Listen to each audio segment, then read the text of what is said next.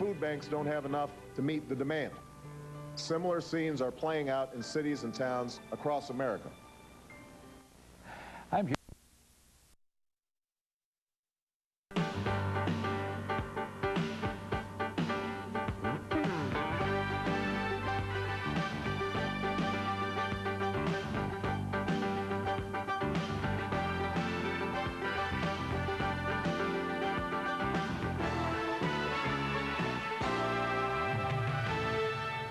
Thank you and welcome to the show this morning. The topic this morning is African American unity for future success. And of course, we're fortunate to have with us to talk about what African Americans must do in order to be successful in the future is Pastor KWalker.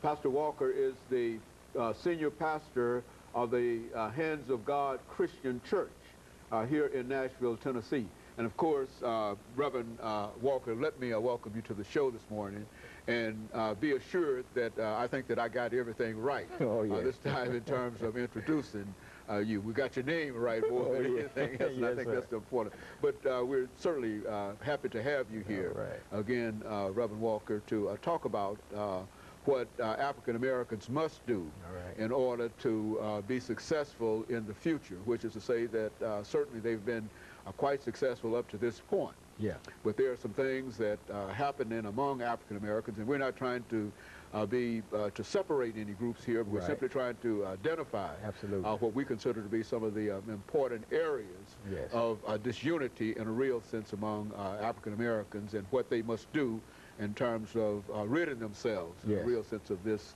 disunity. But before we get into that, Reverend Walker, let's talk about Pastor Kelvin Walker, and have you give us some information about your background and some of the things that were important in eventually leading you to us this morning.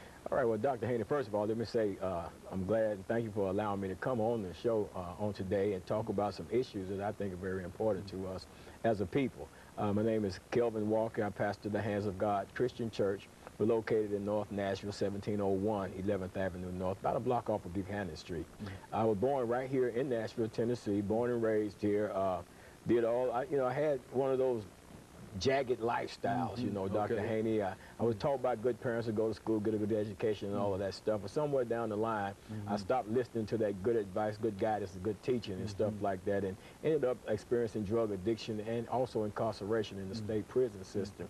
But throughout the course of my years, you know, I did do a little schooling at Tennessee State University. During those moments of time that I had some sanity going on in my life, I attended Tennessee State University, did some studies with the Tribeca East College East Campus prison program while I was incarcerated, but in terms of having a degree in anything like that, I have no degree in any particular area, but I do have a measure of experience in a wide range of areas, and I think that qualifies me to be here on your show on today.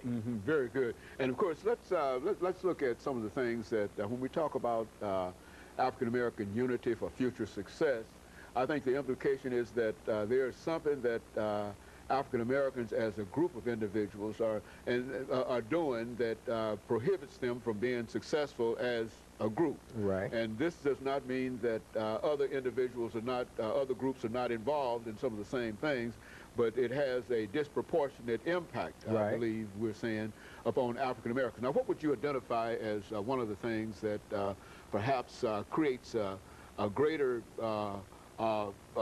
barrier to success in terms of the African-American race? Well, first of all, I would like to say that, you know, we've gone from being colored to black Americans to African Americans, you know, and I always like to identify myself as a black American. I'm an American who happens to be black, you know, because when I look at my family line, my maternal great-grandmother, she was actually an Indian, or Native American, I should say.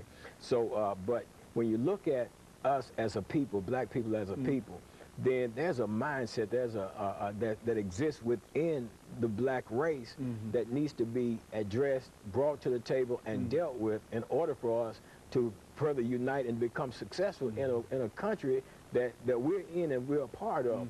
And I think, you know, and you can take this thing back, you know, to there's a lot of different reasons that people would say we're going through what we're going through, and there's disunity in the midst of us. And one of them would be, you take the Willie Lynch letter.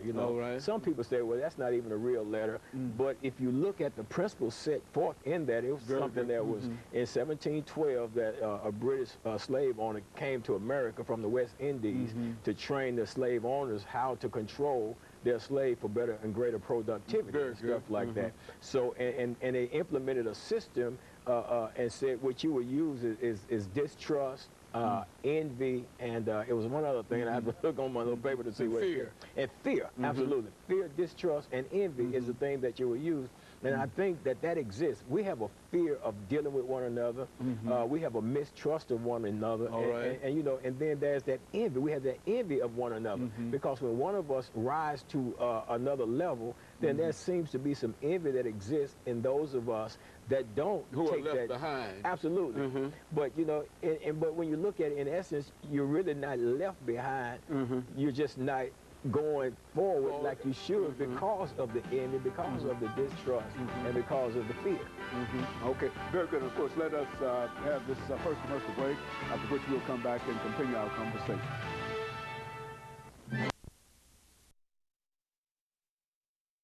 The topic is